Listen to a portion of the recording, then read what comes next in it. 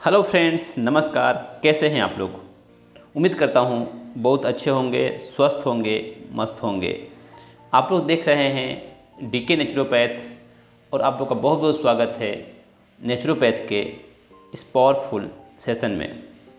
दोस्तों, आज हम लोग जानेंगे कि स्वस्थ रहने की कुंजी क्या है। ऐसे कौन से तरीके हैं जिसे हम अपना करके अपने आप को हम स्वस्थ कर सकते हैं, उसके बारे में इस वीडियो में हम चर्चा करेंगे। मेरा नाम धनंजय कुमार पांडे, मैं एक नेचुरोपैथ कोच हूँ और पिछले 5 सालों से कई लोगों को हेल्प कर चुका हूँ कि वो किस तरह से अपने एक स्वस्थ ज़िंदगी को जी सकते हैं। तो दोस्तों, आज हम लोग शेयर करेंगे कि ऐसे कौन से तरीके हैं जिसे हम अपना करके अपने आप को हम स्वस्थ कर सकते हैं। ऐसे कौन सी चीज़ें हैं जिसे हम छोड़ करके अपने आप को हम स्वस्थ कर सकते हैं।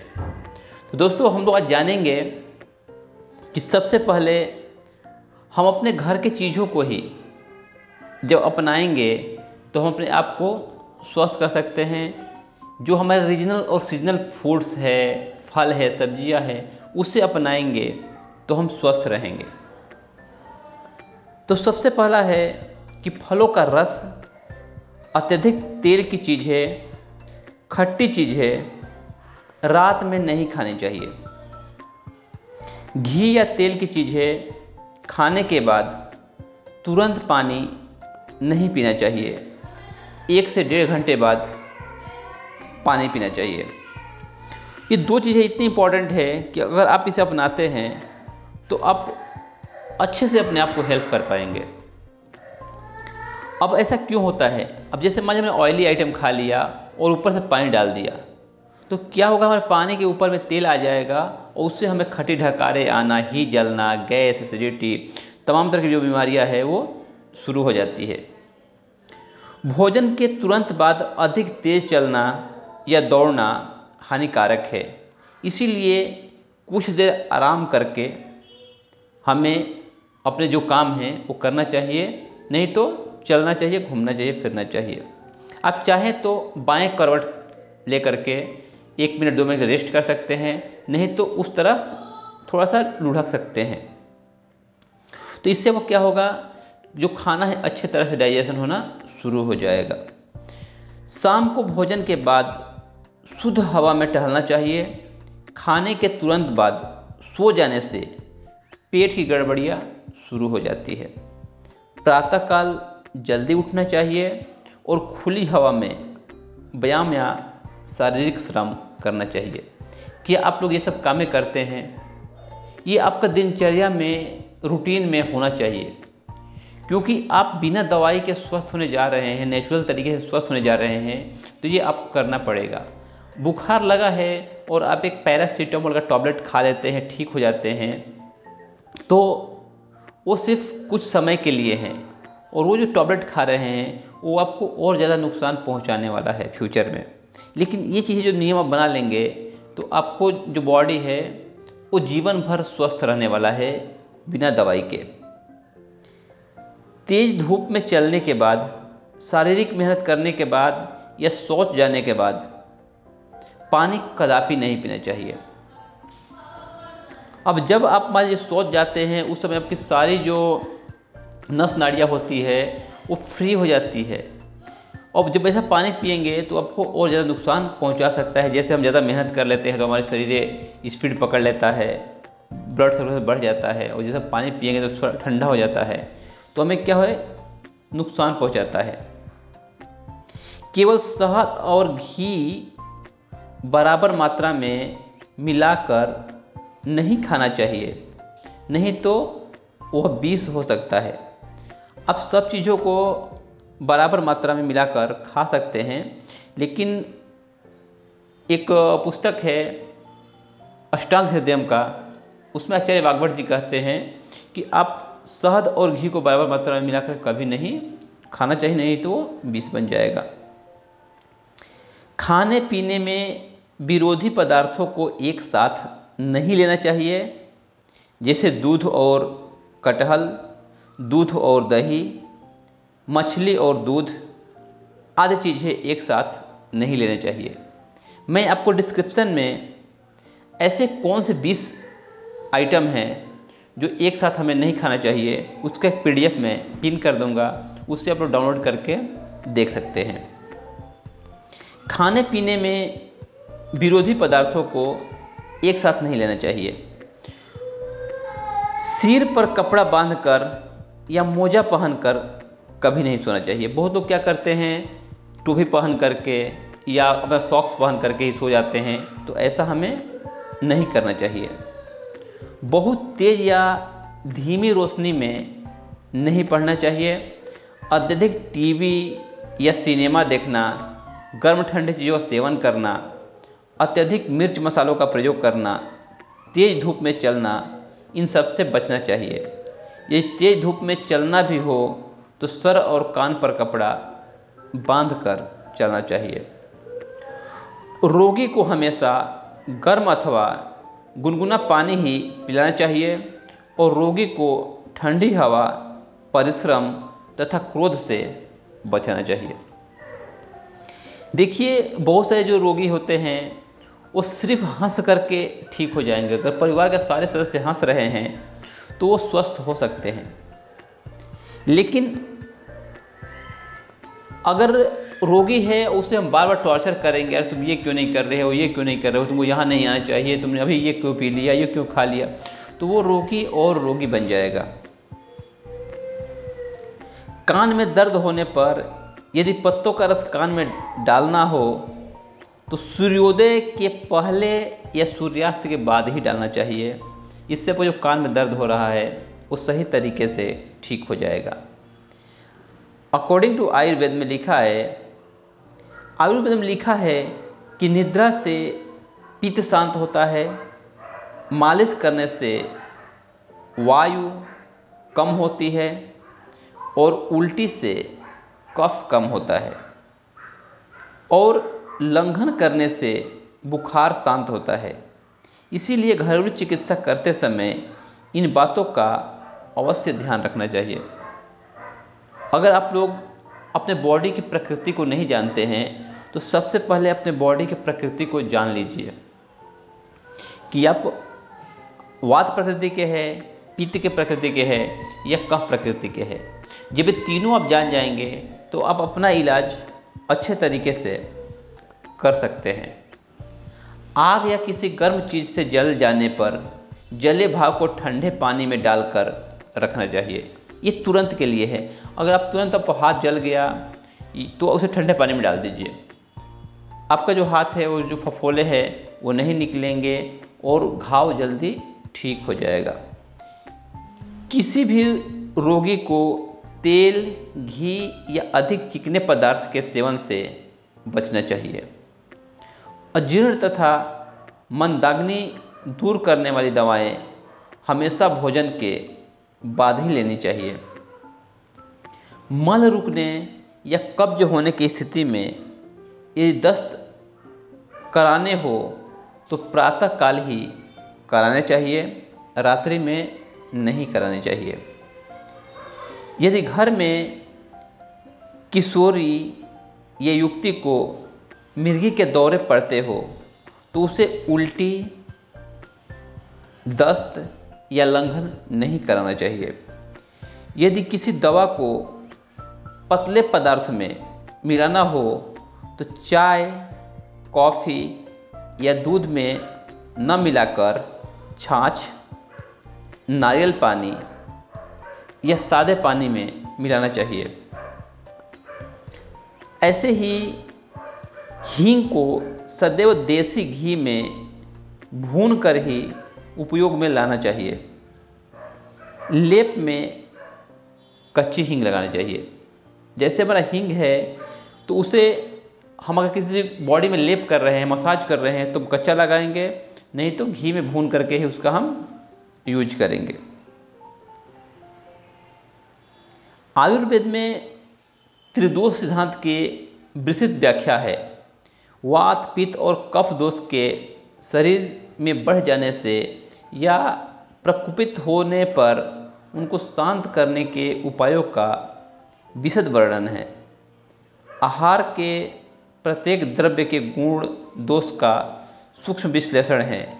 ऋतुचर्या, दिनचर्या आदि के माध्यम में स्वास्थ्य रक्षक उपायों का सुंदर विवेचन है तथा रोग से बचने व रोगी की चिरस्थायी चिकित्सा के लिए पथ्य अपथ्य पालन के लिए उचित मार्गदर्शन है। आयुर्वेद में परहेज पालन के महत्व को आजकल आधुनिक डॉक्टर भी समझने लगे हैं और आवश्यक परहेज पालन पर जोर देने लगे हैं।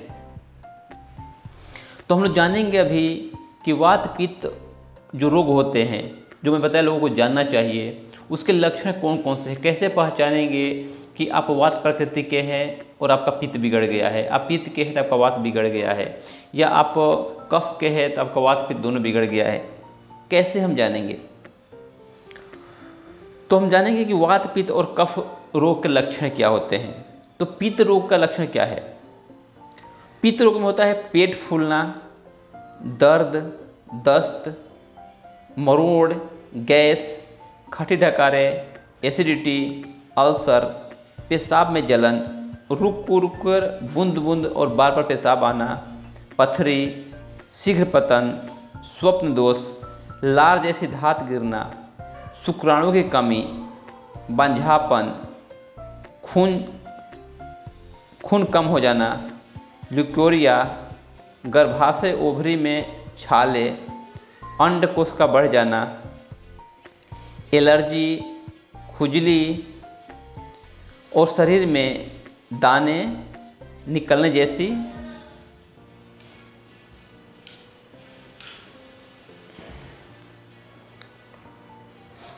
सिम्टम जो है वो दिखाई पड़ने लगते हैं।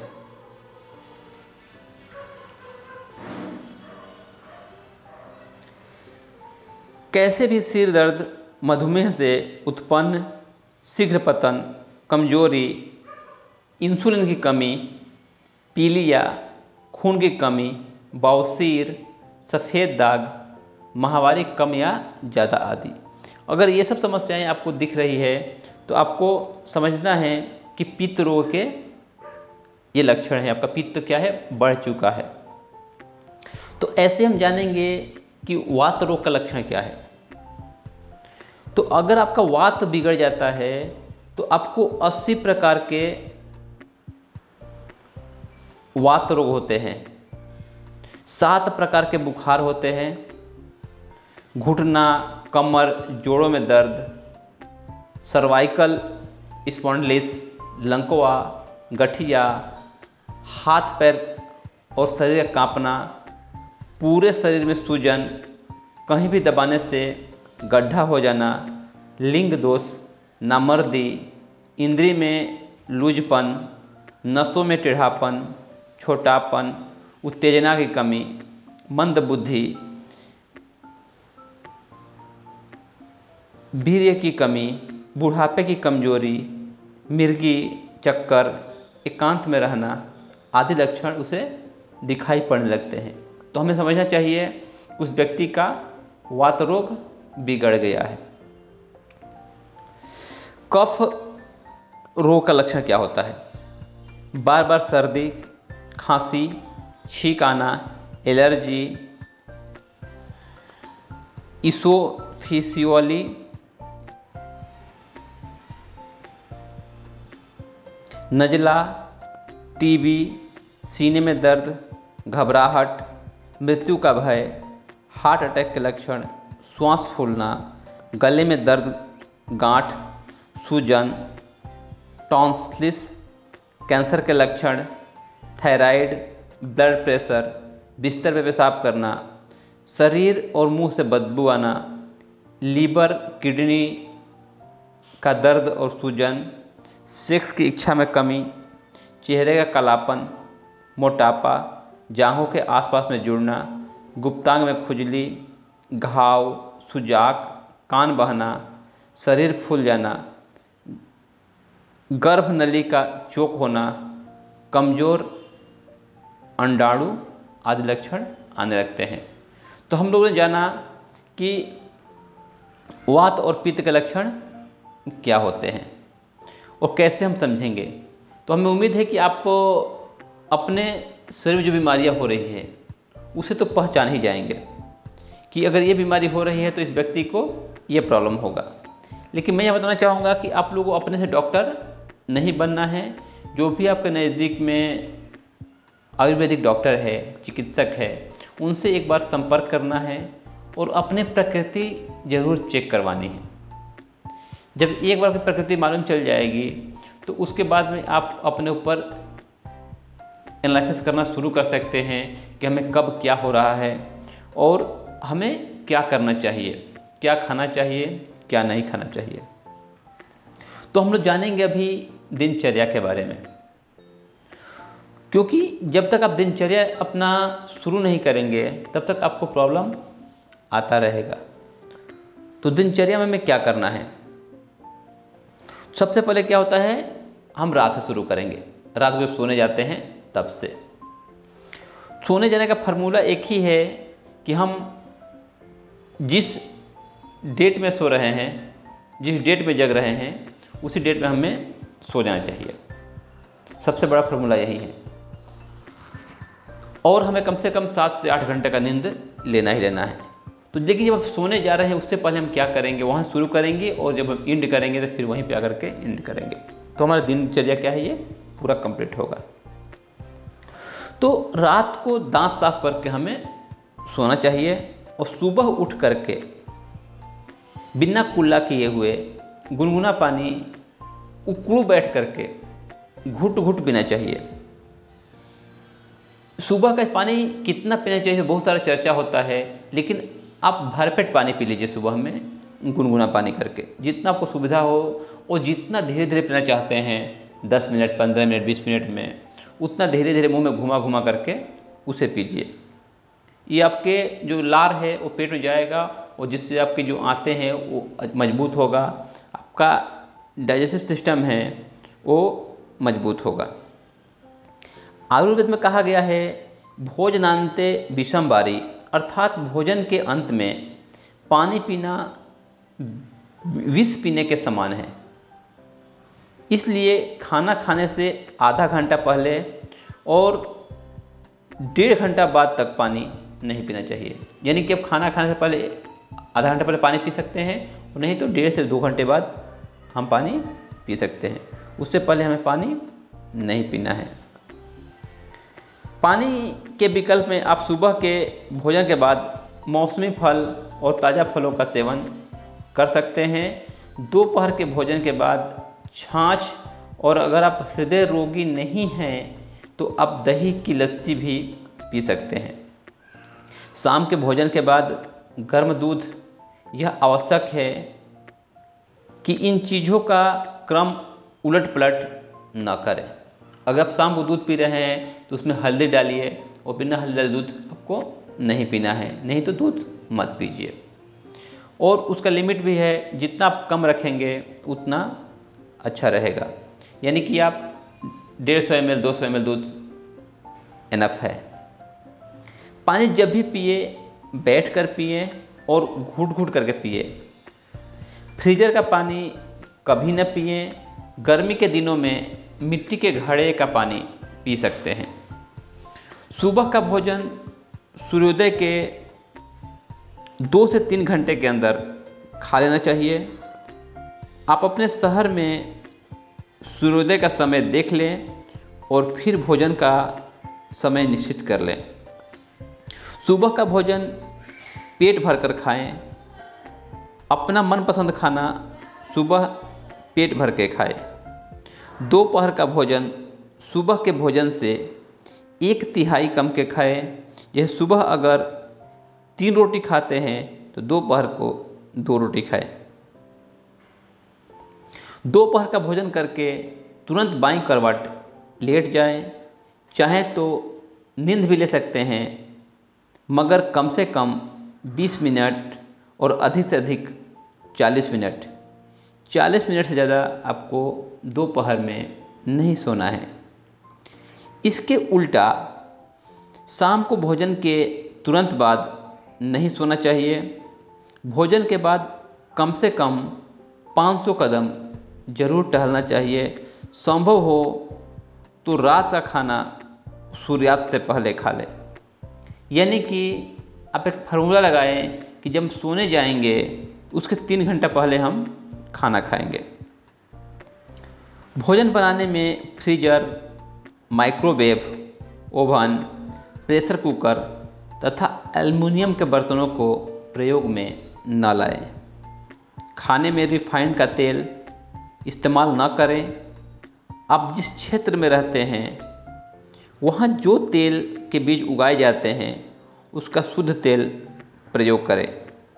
यदि आप अपने क्षेत्र में सरसों ज़्यादा होता है तो सरसों का तेल, मूंगफली होती है तो मूंगफली का तेल, नारियल है तो नारियल का तेल, और सीधे सीधे कच्ची घानी से निकला हुआ तेल लें तो ये आपको और फ़ायदा कर सकता है। खाने में हमेशा सेंधा नमक का ही प्रयोग करना चाहिए, न कि आयोडीन युक्त नमक का। चीनी की जगह गुड़, शक्कर, देसी खांड या धागे वाली मिश्री का प्रयोग कर सकते हैं। कोई भी नशा न करें। चाय, कॉफ़ी, मांसाहार, मैदा, बेकरी उत्पादों का उपयोग कभी न करें। रात को सोने से पहले हल्दी वाला दूध दांत साफ करके पीना चाहिए। सोने के समय सिर पूर्व दिशा की ओर तथा संबंध बनाते समय सिर दक्षिण की दिशा में करना चाहिए। दोस्तों, ये कुछ दिनचर्या थी।